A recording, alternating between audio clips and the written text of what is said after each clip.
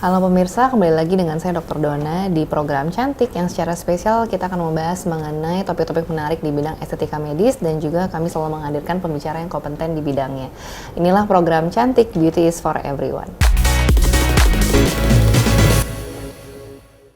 Oke, hari ini telah hadir bersama dengan kita ya Dr. Shirley, beliau adalah dokter estetika dan juga ahli di bidang akupuntur. Nah, tapi kita akan ngobrol nih, gimana dok, apa kabar? Baik, apa kabar juga Dokter Dona? Iya, baik dok, kelihatannya fresh banget ya Dr. Shirley ya hari ini ya dok.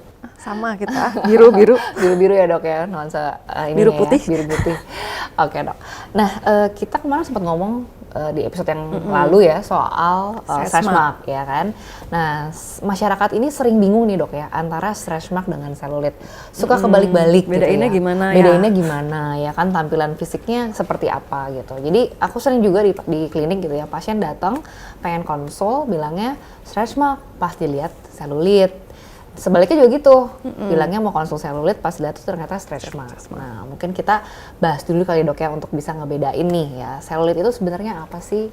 Gitu. Kalau selulit itu kondisi kulit di mana kulit itu teksturnya bergelombang, tidak rata. Nggak rata ya? Ya, seperti tampakannya tuh seperti kulit jeruk, nggak rata, ada gelombang-gelombangnya, seperti itu, gitu ya. bergelombang. Itu kalau selulit. Nah, apa sih dok yang menyebabkan kenapa dia bisa bergelombang? Jadi itu karena lemak. Jadi lemak yang di bawah kulit itu terdorong oleh jaringan ikat ke atas, ke permukaan. Nah, jadi tampaknya seperti bergelombang. Bergelombang. Jadi sebenarnya itu adalah gumpalan lemak. Itu gumpalan ya? lemak Di bawah kulit di bawah ya? kulit. Dia terdorong ke atas. Terdorong ke atas. Jadi beda banget ya dok ya berarti ya? Beda banget. Beda banget antara stretch mark dengan selulit ini. Betul. Karena kalau yang episode lalu kita bahas stretch mark kan kulit yang meregang. Jadi robek kan kulitnya. Nah kalau ini gumpalan lemak sebenarnya yang tampak di bawah kulit. Jadi kayak gambaran kulit permukaannya jadi kayak nggak rata ya dok ya? Iya. Oke. Nah terus area mana sih dok yang sering tuh muncul-muncul selulit ini nih? Paling banyak sih area perut, paha. Paha sih yang paling banyak biasanya ya? Yang dikeluhkan orang tuh memang paha. Bisa juga di lengan. Di lengan juga bisa. Di bokong gitu. Oke. Jadi makanya kenapa bikin nggak pede ya dok ya, apalagi kalau misalnya lagi pakai baju yang misalnya celananya agak pendek gitu. Celana pendek atau you can see. Jadi you can see, jadi kayak ada gelombang-gelombang gitu ya. You can see the gelombang ya. You can see, tapi you can see-nya gelombang gitu. Oke.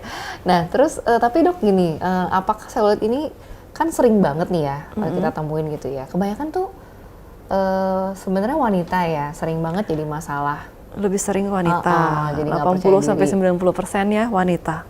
Oke, tapi kalau laki-laki bisa nggak dok kira-kira? Laki-laki juga bisa. Oke. Karena itu kan lemak yang terdorong ke atas. Laki-laki juga bisa. Juga bisa ya? Tapi emang lebih banyak wanita, karena wanita emang jaringannya lebih mudah. Lemak itu terdorong, jaringan ikatnya. Oke, jadi fat kontennya wanita juga lebih banyak ya sebenarnya. Fat kontennya lebih banyak. Kita tubuhnya itu cenderung juga lebih salah berlemak. satu faktor ya. Bener, cenderung lebih berlemak pada wanita ya dibandingkan laki-laki.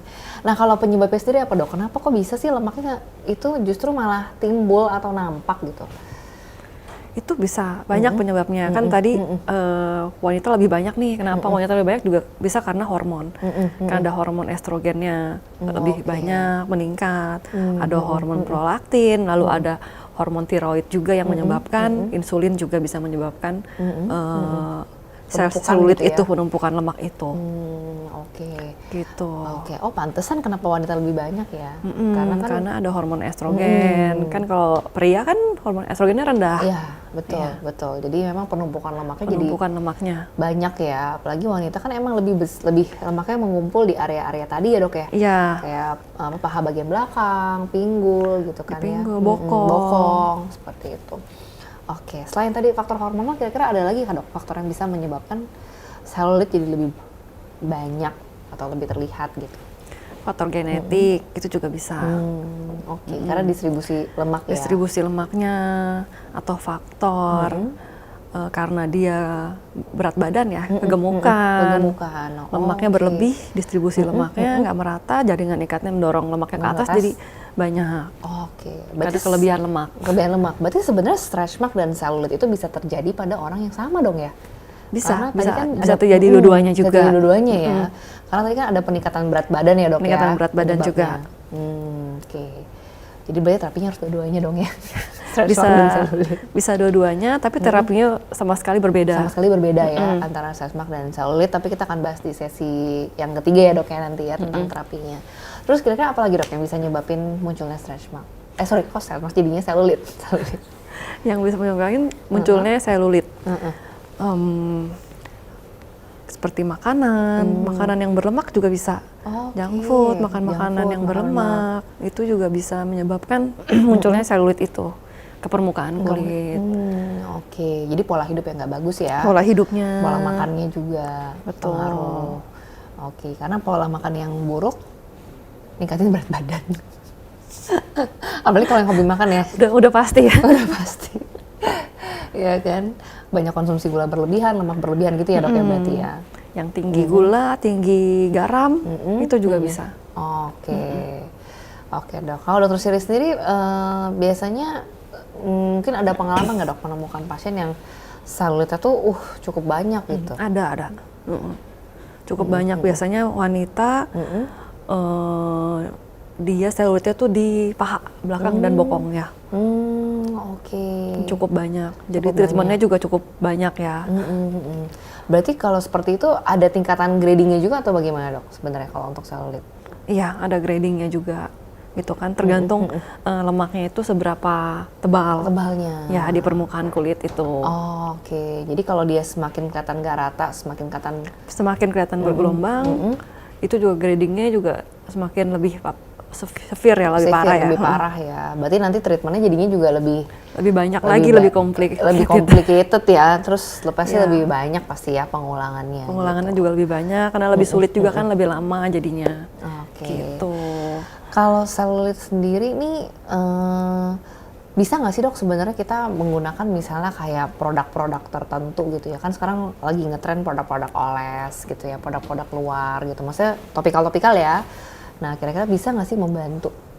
Produk topikal ya, paling untuk melembabkan aja, itu juga perlu sih melembabkan kulit, karena kan elastisitas kulit juga ya, jaringan ikat yang mendorong, elastisitasnya kurang, jadi juga kita bisa kelihatan lemak-lemak itu di bawah kulit. Jadi sebenarnya bukan, maksudnya bisa ngebantu, tapi sebenarnya ada terapi lain dong ya dok ya? Ada terapi lain, itu hanya membantu aja. Hanya membantu aja ya, jadi bukan yang utama tapi hanya membantu aja. Soalnya lagi ngetren juga dok terapi, maksudnya krim-krim ya, atau produk-produk yang bisa membantu gitu ya, ngeklaimnya membantu ya. Tapi fokusnya adalah lebih ke hidrasi kulit aja sebenarnya. Oke, para pemirsa, tadi kita sudah membahas mengenai selulit, tapi tetap bersama dengan kita karena kita akan membahas lebih dalam lagi mengenai selulit setelah jeda pariwara berikut ini.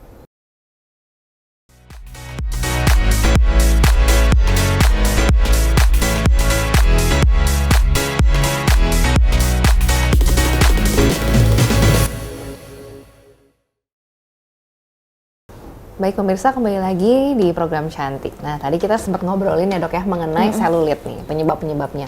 Tapi tadi ada yang ketinggalan dok, aku juga pengen nanya nih, sebenarnya faktor genetik sama pertambahan usia itu pengaruh nggak sih dengan selulit ya, munculnya selulit? Kalau faktor genetik itu berperan besar juga sih dalam pembentukan selulit, karena dia kan ada distribusi lemaknya, lalu berat badan orang, lemak di tubuh itu kan juga berpengaruh ya genetik. Kalau genetiknya orang yang gemuk-gemuk, metabolisme lambat gitu ya. Lambat itu juga pengaruh ke jaringan ikatnya juga gitu. Secara genetik itu berperan juga besar. Berperan besar ya gitu. Untuk selulit.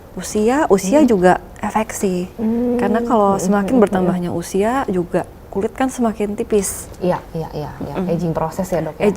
Aging proses kulit semakin tipis, jadi lemaknya juga semakin terlihat. Gitu, jaringan ikatnya juga semakin loose kan, kolagennya berkurang, elastisitas berkurang, jaringan ikatnya loose, lemaknya lebih terdorong lagi ke permukaan kulit, jadi lebih terlihat bergelombang. Jadi waduh, ternyata ada hubungannya juga ya antara genetik sama ternyata aging proses ya dok? Aging proses juga itu berhubungan banget ya. Soalnya kan semua orang pasti mengalami aging proses ya. Betul. Makanya kenapa selulit itu kebanyakan juga dikeluhkan pada orang tua ya. Ya, aku juga pernah pada orang tua sih. Dapat pasien yang udah lumayan agak usianya 60 lebih, terus datang dengan keluhan ya itu selulit nih. Padahal orangnya cukup kurus, maksudnya badannya bukan tipikal orang yang gemuk. Karena kurus gemuk juga nggak dipengaruhi nih. Iya.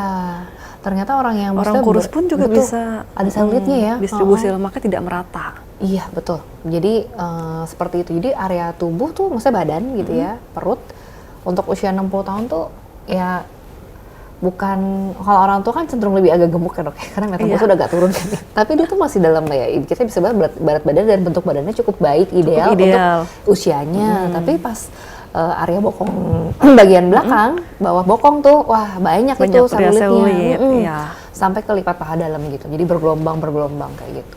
Ya ternyata memang ya seperti itu Shelly bilang ya, faktor aging tuh pengaruh banget sehingga jadi semakin nampak lagi. Semakin nampak jadinya. Iya, betul, selulitnya.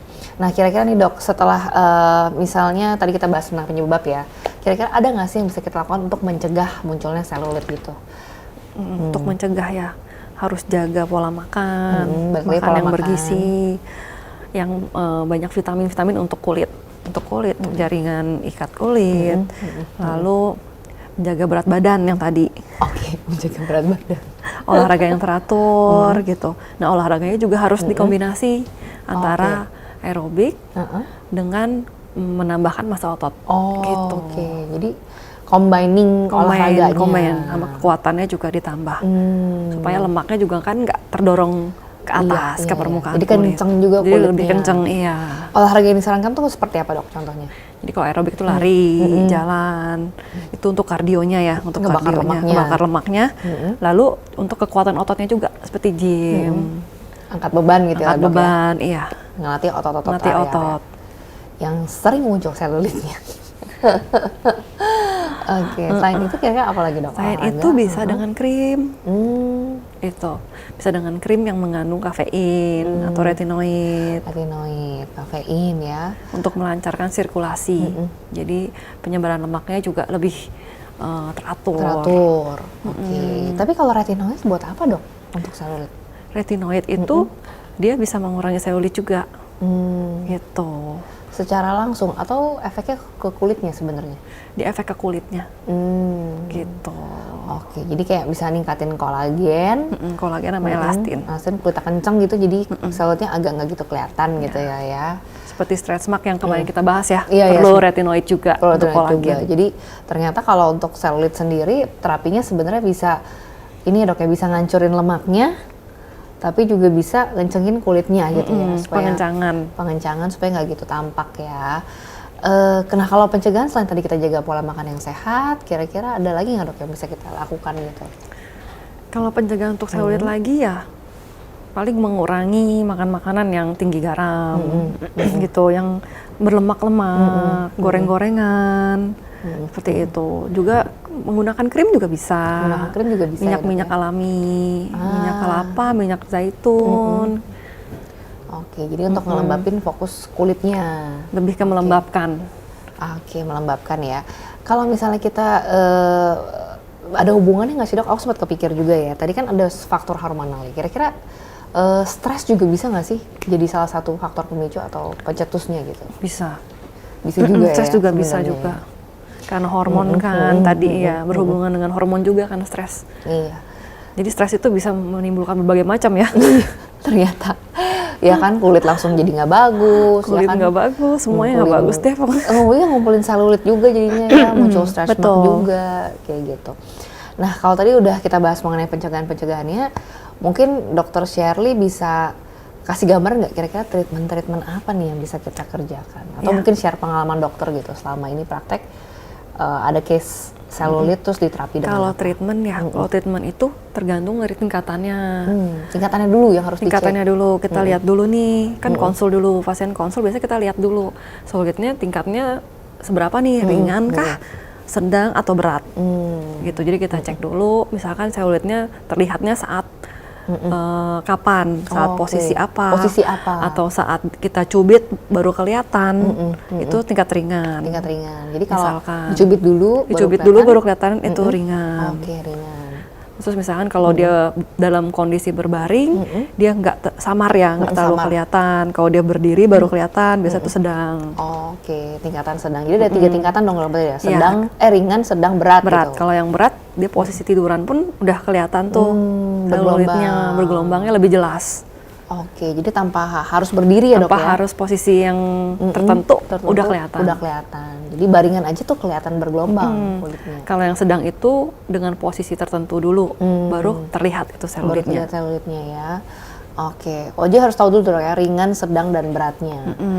Nah, setelah mengetahui itu kira-kira apa yang bisa Setelah kita itu kerjakan? yang bisa dikerjakan itu bisa RF, radiofrekuensi. radiofrekuensi. Itu untuk pengencangan. Misalkan mungkin kalau yang masih ringan-ringan tuh bisa tuh dengan RF aja. Oh, dengan RF aja bisa kalau yang ringan. Kalau udah berat biasanya harus kombinasi. Oke. Gitu. Kalau yang mungkin yang ringan dulu ya dok ya.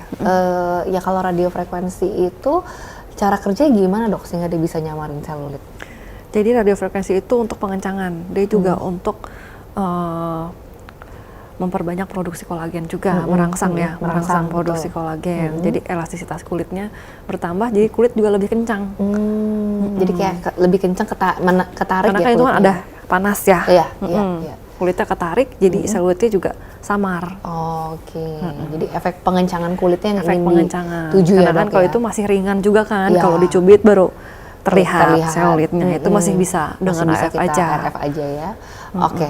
Waduh pemirsa, kita tadi udah seru banget ya ngomongin soal pencegahan, terus kita bahas sedikit mengenai terapi. Tapi kita harus jeda dulu pariwara berikut ini, nanti kita lanjut lagi di program Cantik Beauty is for Everyone.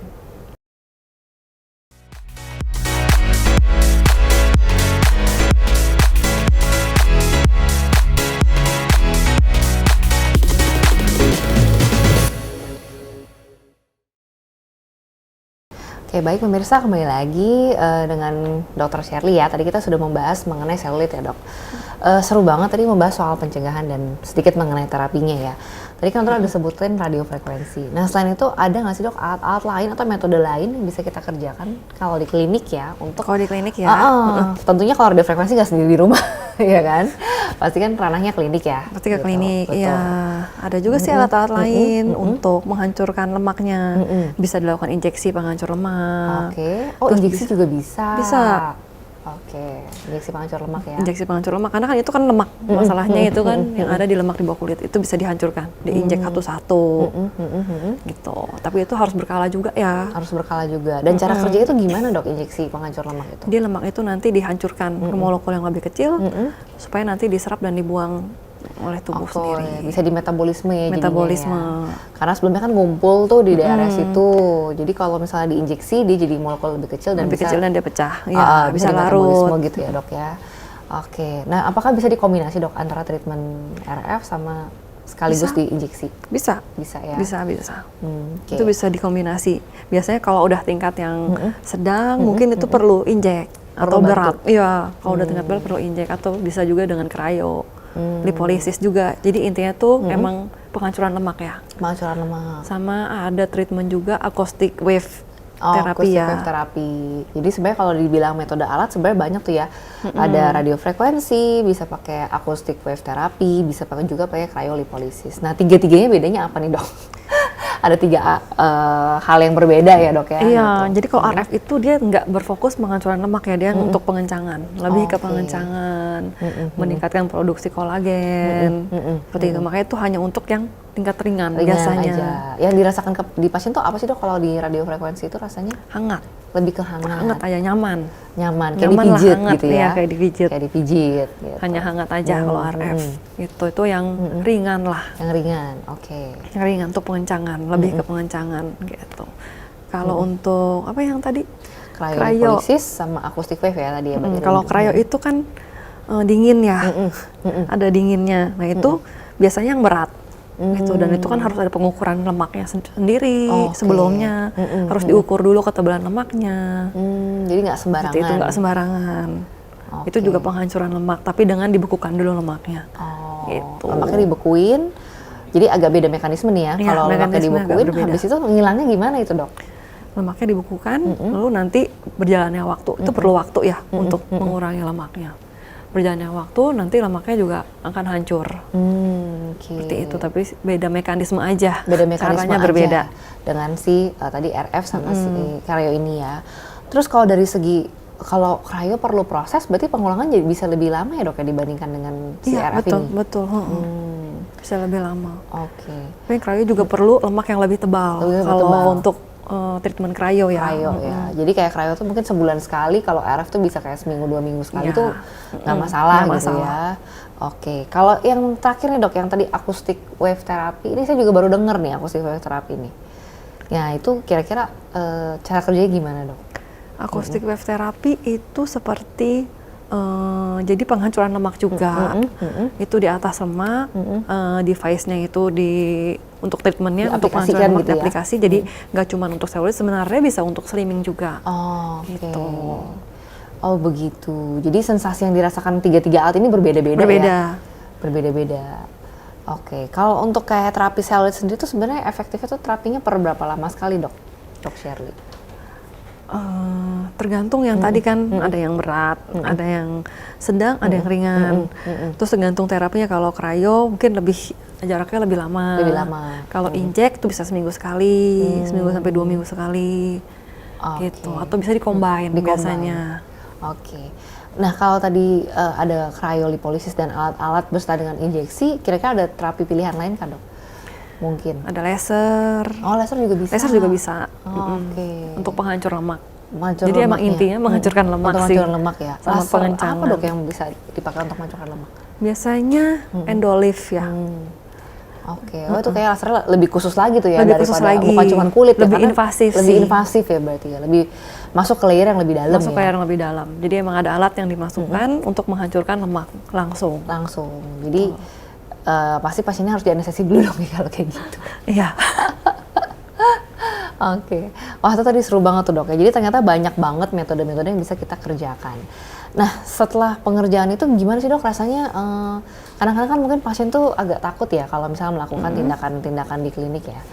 Nah afternya itu proses pemulihannya seperti apa gitu? Atau ada nggak side effect yang bisa disebabkan? Bisa, pasti ada side effect. Kan setiap tindakan pasti ada dong Ada komplikasinya, efek samping lah ya. sampingnya ada gitu. Misalkan injek kan kita masukin jarum, Injeksi. itu ada nanti ada bekas jarum, bisa jadi memar, bisa jadi bengkak, kemerahan. Bengkak itu juga memungkinkan untuk injek karena kan kita memasukkan sesuatu. Iya. Itu pasti ada bengkak dulu, ada proses penghancuran lemaknya. Iya. Gitu, nanti ada bekas-bekas jarumnya, mungkin bruising, Biru gitu biru-biru, ya? iya biru-biru, gitu. Itu udah salah satu efek sampingnya. Tapi nggak selalu seperti itu. Iya, gitu. betul. Tapi salah satunya begitu. Yang paling nggak ada efek samping RF biasanya. Kalau RF tuh kan hanya hangetin aja, pengencangan aja. Biasanya sih nggak ada efek sampingnya, paling kemerahan. Kemerahan aja, paling nanti sebentar juga hilang. Oke. Gitu. Kalau cryo itu harus yang lemaknya agak tebal. Benar-benar tebal ya. Kalau enggak juga nanti bisa memar. Gitu. Karena dia kan ada vakumnya. Oke, jadi kalau terlalu tipis berarti sebaiknya tidak disarankan untuk lakukan yang cryolipolisis ya dok nanti ya. takutnya ototnya yang ke Jadi vakum. ke vakum jadinya malah jadi dia memar. Jadi dingin juga. Ototnya dibekuin. Terus jadinya lebih biru ya dok. Jadi ya? biru, iya. Nah setelah itu kalau after treatment ada perawatan khusus nggak dok di rumah yang harus dijalankan sama pasien? Paling menjaga kelembapan kulit ya. Gitu. Menjaga kelembapan kulit supaya kolagennya juga tetap ada. Supaya kolagennya nggak berkurang. Kolagen nggak berkurang ya. Sama minum vitamin yang untuk meningkatkan kolagenisasi kulit, zinc, kayak vitamin C juga gitu. Oke, jadi fokusnya adalah untuk yang lebih fokus menjaga dari dalam dan dari luar, pakai lotion juga boleh. Lotion dan sebagainya. Nah dok, mungkin ini ada pertanyaan titipan nih dok. Nah kira-kira nih dok, bagaimana sih kita bisa, sekarang selulit ini kan jadi hal yang sering kali tuh jadi ditakutkan ya sama wanita, aduh muncul, bikin gak percaya diri gitu ya. Ada nggak sih sebenarnya tips dari dokter untuk mengubah persepsi masyarakat nih, bahwa sebenarnya selulit itu tuh bukan masalah yang terlalu besar gitu ya, dan supaya lebih percaya diri. Sebenarnya itu bukan masalah besar ya. Maksudnya tidak menimbulkan sesuatu yang gawat gitu.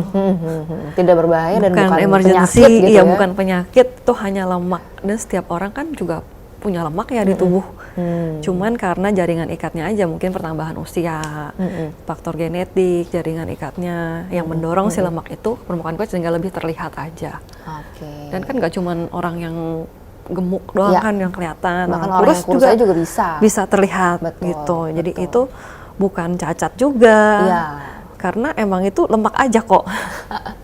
Jadi itu tadi ya kuncinya, itu bukan suatu penyakit ataupun Bukan suatu kesehatan pada penyakit. tubuh ya. Jadi tetap, dan bahkan ada contohnya tuh tadi Dr. Sherry udah cukup banyak memberikan banyak banget terapi-terapi yang bisa kita kerjakan gitu ya untuk menyamarkan Untuk tampilan stretch mark. menyamarkan, bisa juga Mencegah, oke. Wah, tadi kita seru banget nih ngomongin tentang selulit, dan sebenarnya nyambung dengan sesi yang sebelumnya itu stretch mark. stretch mark. Ya, nanti mungkin pemirsa bisa sambil nonton lagi ya yang stretch mark gitu.